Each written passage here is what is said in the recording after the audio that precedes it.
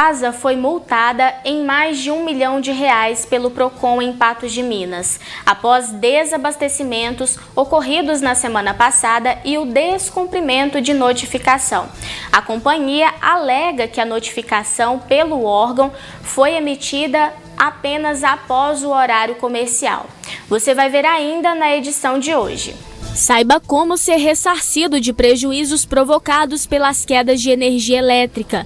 Médicos alertam sobre o risco do uso indevido de medicamento após desafio na internet para afinar o nariz.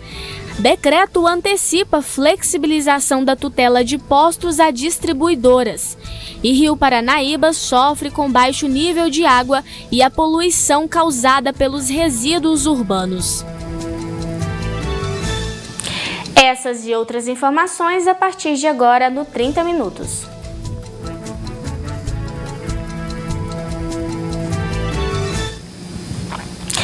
Aí na sua casa, o fornecimento de energia tem oscilado? Algum equipamento foi danificado por conta disso? Pois é, você pode ser ressarcido pela operadora. Saiba agora como fazer. Os picos de energia são caracterizados por alterações súbitas na frequência da rede de energia elétrica. Para o problema acontecer, os motivos são diversos. A queda de energia, na verdade, ela pode acontecer por uma questões da própria casa, estar ligado a alguns equipamentos errados, mal dimensionado. Isso é muito difícil acontecer, mas nós ainda temos o problema da CEMIG, no caso é a nossa concessionária de energia aqui, e na CEMIG pode ter algumas avarias, né, durante o processo todo, durante o dia, à noite, madrugada, a gente nunca sabe, e algum fator lá na CEMIG, por exemplo, pode acontecer esta queda, né? Por consequência, o pico de energia pode ocasionar problemas, principalmente em equipamentos eletroeletrônicos. A gente tem que lembrar que quando cai a energia, é a mesma coisa de a gente estar tirando o equipamento da tomada. Ponto final, né? O perigo é quando volta. Por quê? Por exemplo, nós temos na nossa casa equipamentos que trabalham na faixa de 110 volts. Ok, quando cai a energia, nem sempre vai voltar a apenas 110, né? Falando desta maneira. Pode voltar um pouco além, e é aí que está o perigo de queimar o equipamento. Mas e aí? O que fazer?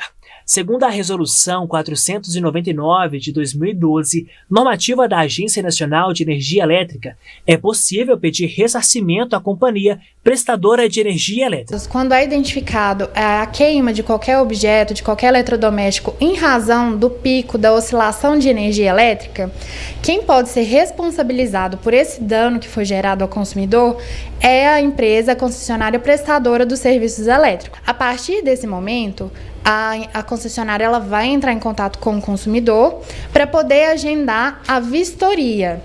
Nessa vistoria, a empresa concessionária vai identificar se o dano causado realmente foi na falha de prestação de serviço deles. Ela pode restituir o objeto equivalente ou ela pode prestar, a indenização através do valor do objeto ou do conserto, ou ela também pode proceder com o conserto daquele eletrodoméstico. Para evitar situações como esta, anote as dicas. Quando a energia da nossa casa cai e fica um tempo suficiente para você ir lá e tirar da tomada, faça isso. Isso é bom, porque a gente vai evitar que quando volte a energia, vai voltar um pouco além e evitar também que queima o seu equipamento eletrônico, né? Agora, existem algumas precauções que nós podemos ter também. Por exemplo, nós em casa, a gente encontra em várias lojas da cidade, aquela régua que tem um fusível, né?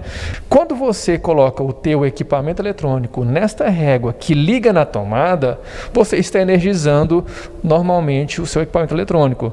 Mas quando tem uma tensão, quando chega muita energia, vamos dizer assim, da concessionária, além do permitido, o fusível que está ali, ou a régua também, vai deixar com que a queima do equipamento não aconteça.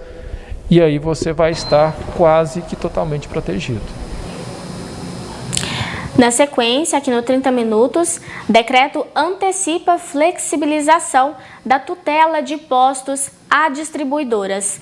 E Copasa é multada em mais de R$1 milhão pelo Procon em Patos de Minas.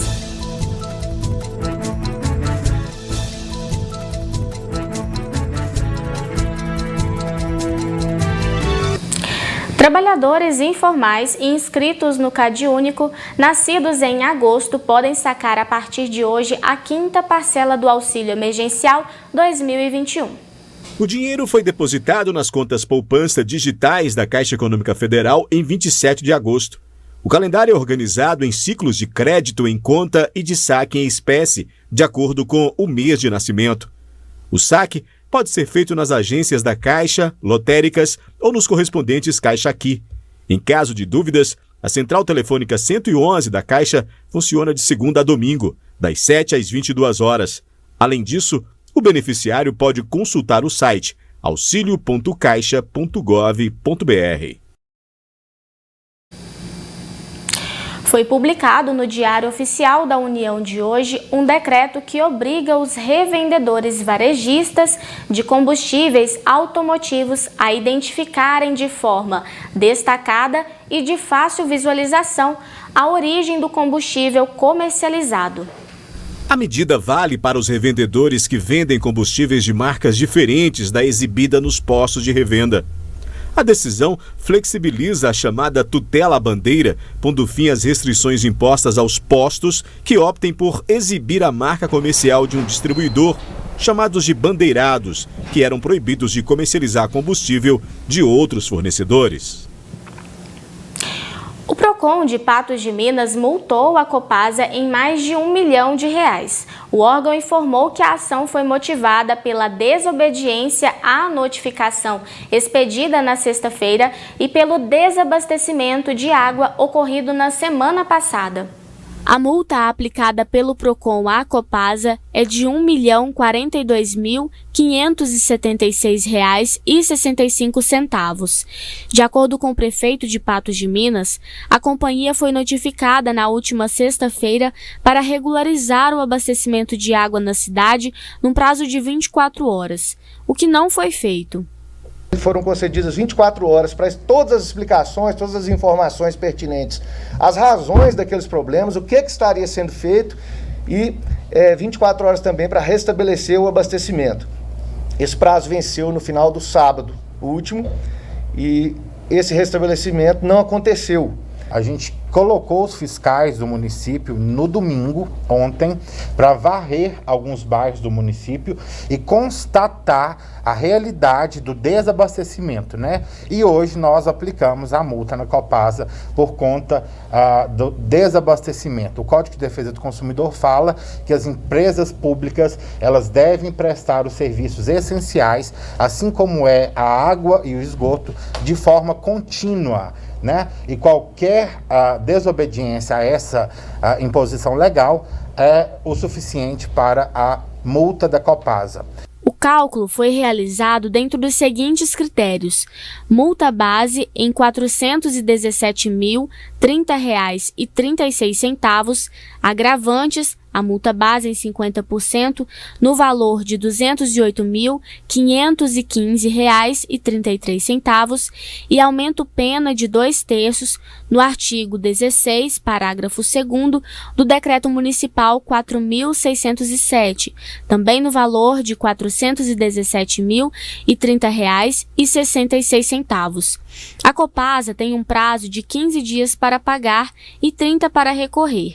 A nossa legislação não autoriza, né, que esse repasse seja direcionado aos consumidores. Ele vai para o Fundo de Defesa do Consumidor e nós vamos decidir qual a melhor ação vai impactar mais positivamente a vida desse consumidor, né, prefeito? Nós vamos selecionar a dedo aquilo que vai, de fato, favorecer o nosso consumidor de Patos de Minas para devolver a ele, né, esse dano que ele sofreu com dinheiro oriundo dessa multa. Outra queixa diz respeito à cor da água. desde que o abastecimento de água foi restabelecido na cidade.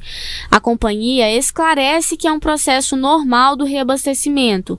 Entretanto, o município conta com um profissional específico para a análise da qualidade dessa água quando eventuais situações como esta ocorram, e o próprio consumidor tem o direito de acionar o PROCON e solicitar essa averiguação. Caso o consumidor venha receber na sua casa uma água de qualidade duvidosa, ele pode procurar o PROCON ou a própria Vigilância Sanitária, que o município possui um profissional específico para fazer esse teste laboratorial. Pode ser objeto de sanção, porque o que a população, o que o município de Patos contratou e a população paga é água potável, não é água turva.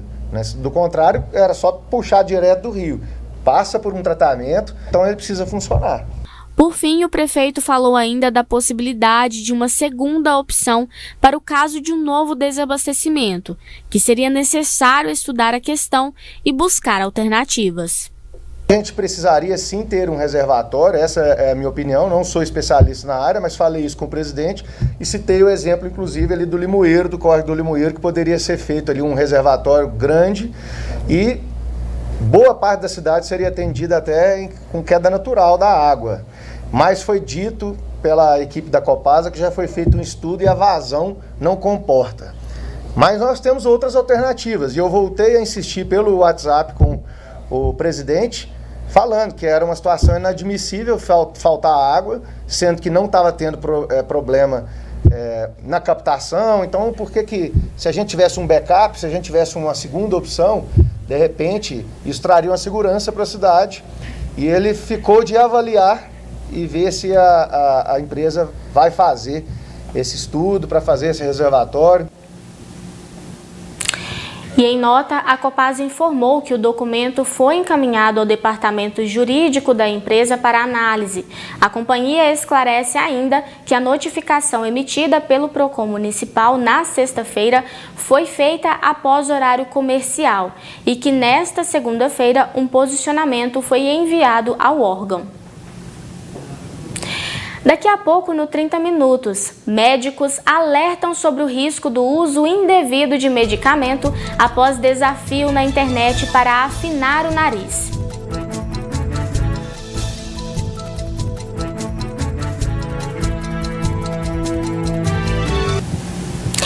Uma brincadeira nas redes sociais gerou o alerta dos órgãos de saúde do país.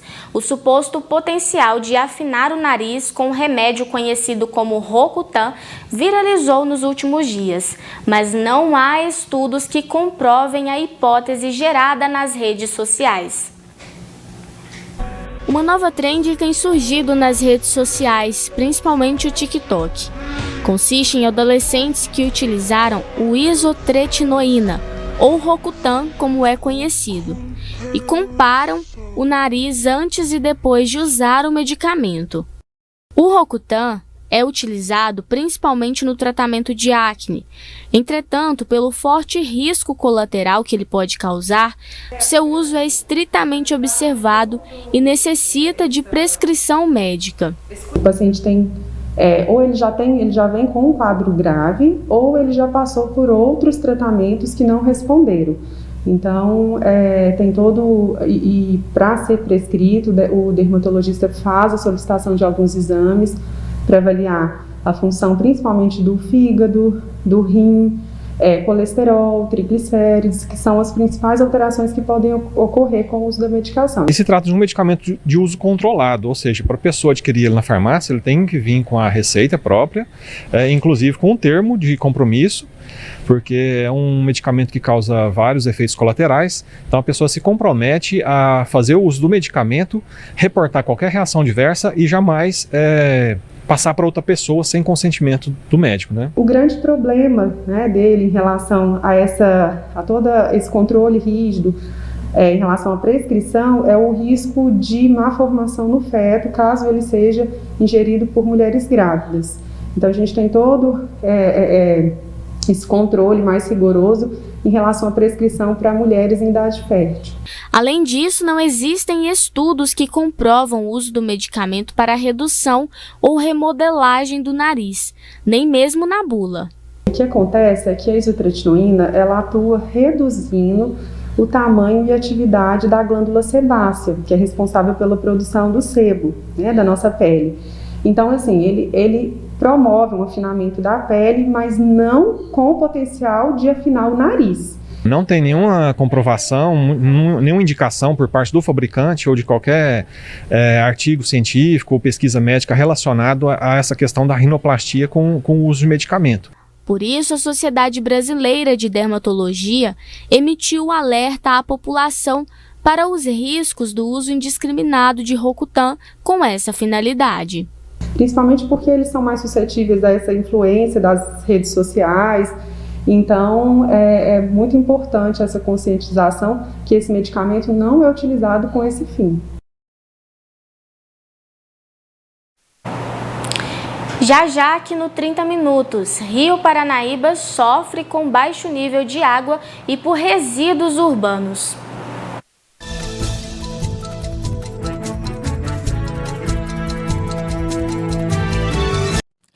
Além do baixo nível de água no Rio Paranaíba, devido ao longo período de estiagem, outra preocupação é a quantidade de resíduos que poluem o leito e as margens. Uma ação de limpeza voluntária está sendo organizada por ambientalistas em Patos de Minas. O repórter Caio Machado tem mais informações sobre este assunto. Bom dia, Caio. Bom dia, Paula. Estou aqui no Rio Paranaíba, onde a grande quantidade de lixo no local e a baixa vazão do rio provoca diversos transtornos. Eu converso agora com o ambientalista Ivanido Alves, que vai falar um pouco sobre a situação aqui do Rio Paranaíba. O Rio Paranaíba ele vem com uma certa volume de água e vai estreitando. Nessa parte do lado seu que está aí, você pode ver que o rio não está dando 10 metros direito de largura. E se você olhar para o lado de cá, ó, nós temos ali o córrego que chama Córrego da Água Limpa. Quando o rio tem menos água e que acaba fazendo uma chuva torrencial, ela arrasta esses resíduos todos aqui para dentro.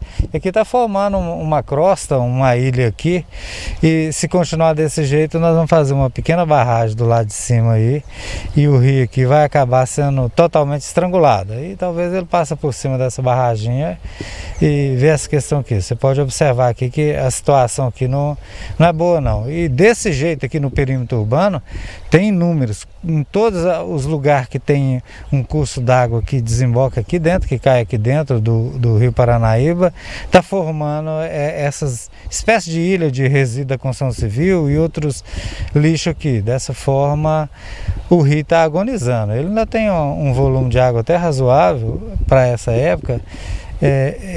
Na verdade, é uma das mais baixas que eu vejo esse ano aqui. O rio tem pouca água, então as pessoas têm que começar a ter um zelo e um cuidado maior com o rio.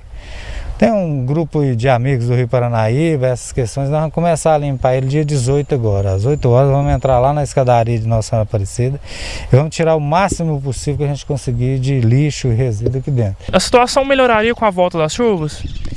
Sim, toda vez que chove acumula mais água no lençol freático, mas essa não é a solução. A solução é um trabalho de recuperação das nascentes, não só desse município aqui. Você vai começar ali Salitre, Guimarães, Brejo Bonito, Lagoa Formosa, Carmo do Paranaíba, do Rio Paranaíba. Isso com uma certa urgência tem que ter uma ação política, até do prefeito aqui, que é a cidade polo dessa região aqui, e trabalhar, forçar que a SAI obrigue a CEMIG e a Copasa a desenvolver aquele projeto de pró-mananciais, sabe, nesse rio aqui, para que essa situação melhore, sabe.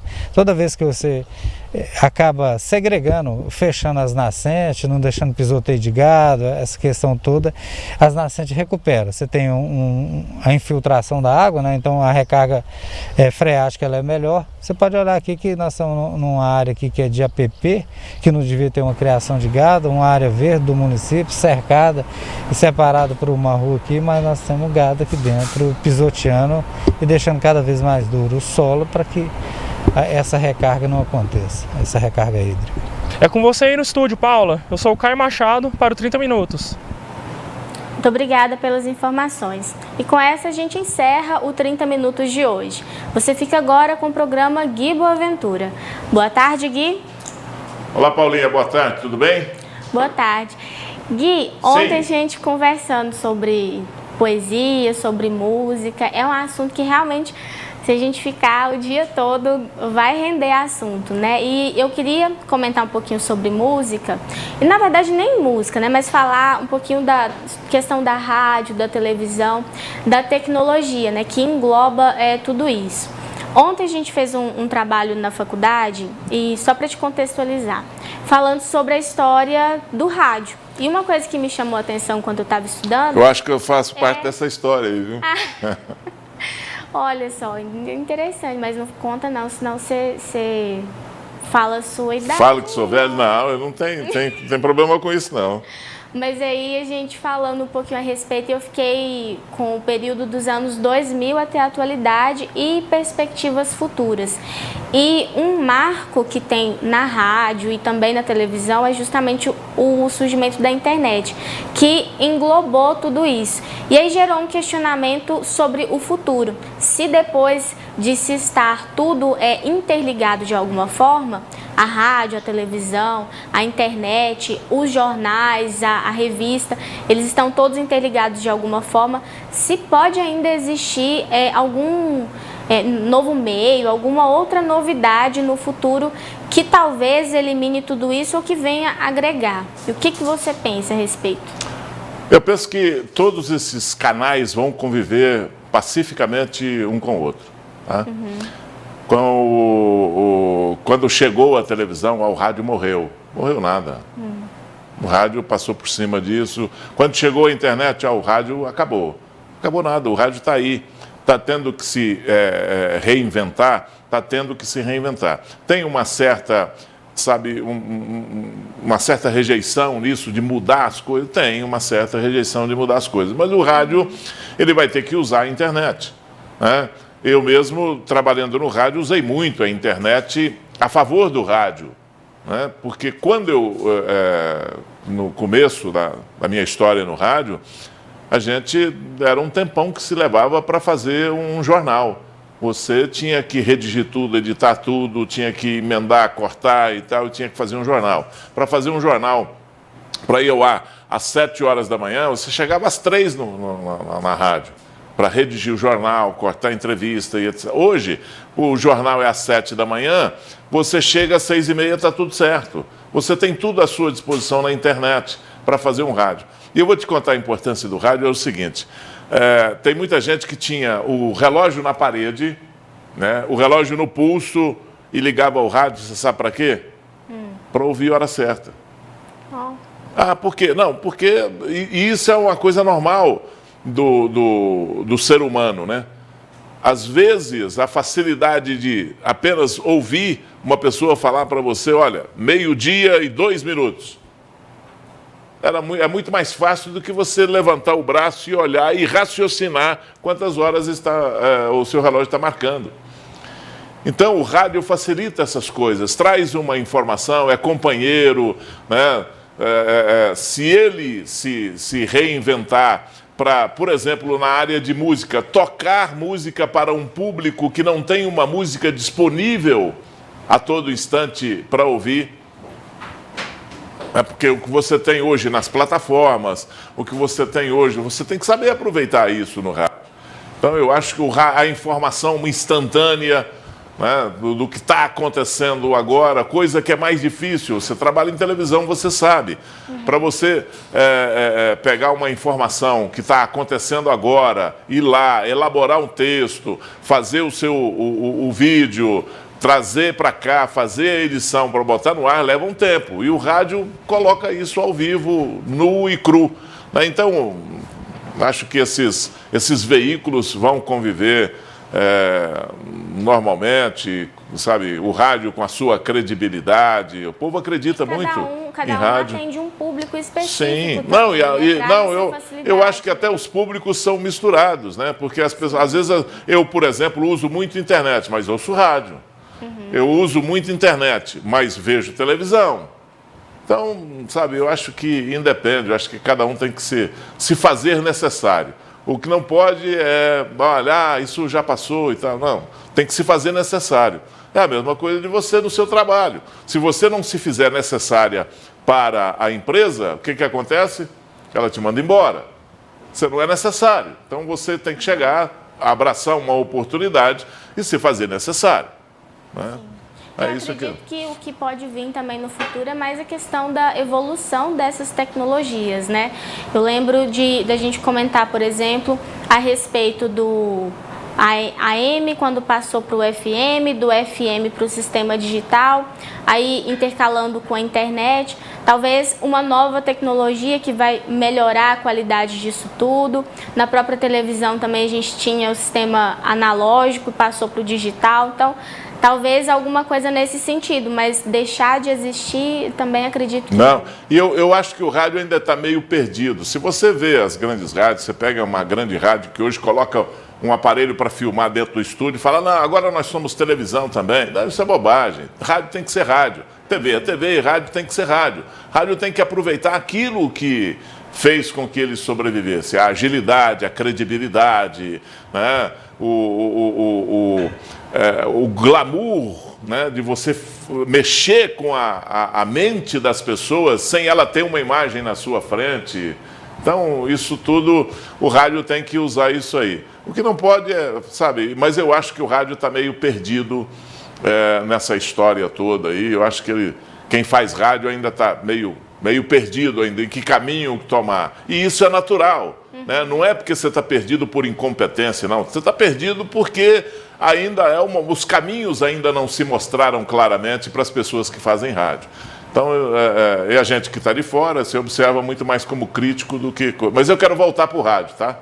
Eu quero voltar a fazer rádio e ainda vou fazer isso, quero voltar a fazer rádio e quero fazer um rádio romântico, né? Da época do rádio, dos bons programas de rádio.